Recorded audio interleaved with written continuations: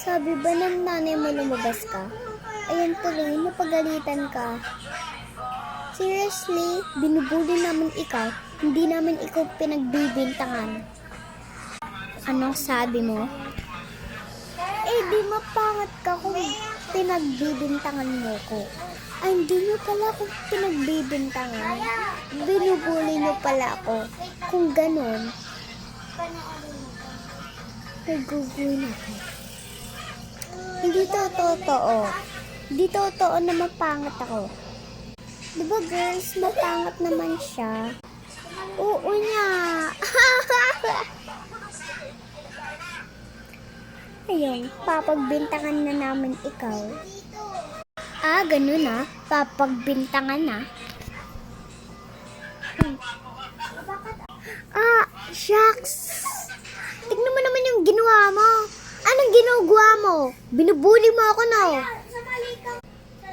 Tama na. Isusumbo ko kay teacher. At saka ikaw naman pangat ka.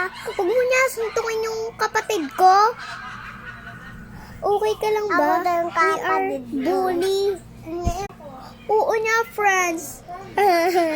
Ang sakit kaya ng gawa niya. Tingnan niyo naman yung nangyari sa mata ko. Ngayon, ikaw na yung bubulihin namin. Diba, pangit? Hindi na namin tatawagin sa'yo, pangit. Ngayon, tatawagin na namin sa'yo, ay maganda. Akala mo bully ka. Hindi nila ikaw matutulungan. Kasi napangit ka na. Kawawa ka naman. Ano sabi mo? Mapangit ako? Oo, mapangit ka naman talaga, diba? Totoo naman na mapangit ka. Ang pangat ng mukha mo, ang kapal-kapal ng mukha mo. Di ka kaya mag-shampoo.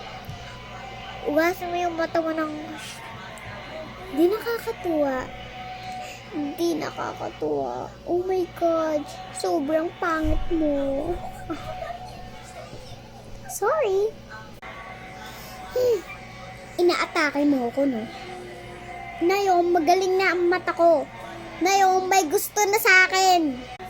Wala pang may gusto sa'yo. Ano? Ang baho ko nga pala!